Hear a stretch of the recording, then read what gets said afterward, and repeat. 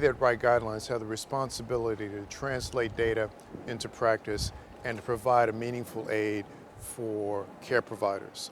Now, we function in a world that's much smaller than it used to be. So we have our European colleagues that write guidelines, and we have our American partners that write guidelines.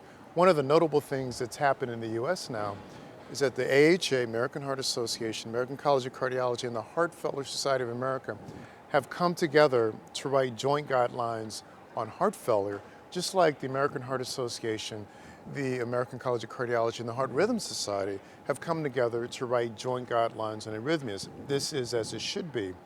That means then that when these statements come forward, particularly when they are endorsed by partner organizations, they really represent the prevailing documents that can guide care. Now, because there are processes that happen, if you will, on both sides of the Atlantic, but we live in a small world, one wonders, well, is there any reason why we should still have two sets of guidelines? What's different about the guidelines? So let's talk about process, because there are a lot of specifics I could highlight, but let's talk about process.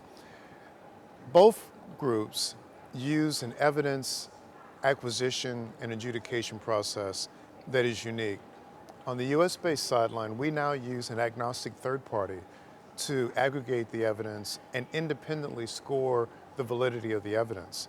So we've taken evidence adjudication to a much higher bar. It's not just a group of people reading a paper and making a decision about that paper, but a structured process. We also do it according to defined criteria, questions that are pre-populating the search. Some would understand it if I say the P-codes process. But even beyond that, the construct of the committee continues to evolve. Right now, the committee has 50% of all members plus one person, the chair especially, free of conflicts of interest of any sort, the chair especially. The other members are free of relevant conflicts of interest. So there is never going to be, ever again, a majority of any guideline writing committee that has relationships with industry, and increasingly the cohort and the committee that has those relationships will get smaller and smaller, and eventually we'll have persons writing guidelines who have no relationships with industry. That's not the case with our European colleagues. It doesn't mean their guidelines are any less relevant, but it does mean it's one important difference between the two organizations. The other thing that I think is hardly ever fully appreciated is the cost of putting together a guideline. The costs are direct costs that have to do with the evidence search, the evidence adjudication, the construct of evidence tables, but it's also the cost of staff time to make certain that the templates are correct, that the committee meetings are formulated correctly. There are some hard costs, direct and indirect, that makes it so that we can't cycle through these guidelines as quickly as one would like, because realize that the real resource is volunteer resource, individuals who have other major responsibilities. So a lot of process things there that really define some differences. What intrigues me though is where we're going in the future. I think that where we're going in the future is a really, really crisp direction. The first thing we're doing is to make the guidelines even more relevant.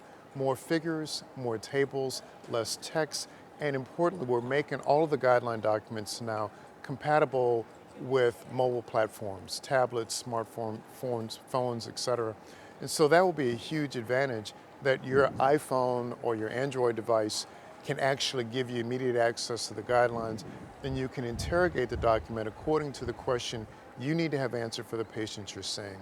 The next thing that I think is going to be very, very important is that we finally are getting closer and closer to the guideline being a living document, meaning that a section of a guideline that doesn't need to be readdressed, doesn't need to be updated, can remain as is, and only those sections that require updating can be updated. So the carry forward year over year will continue to represent not only what the committee has said, but truly the contemporary information necessary to know what to do.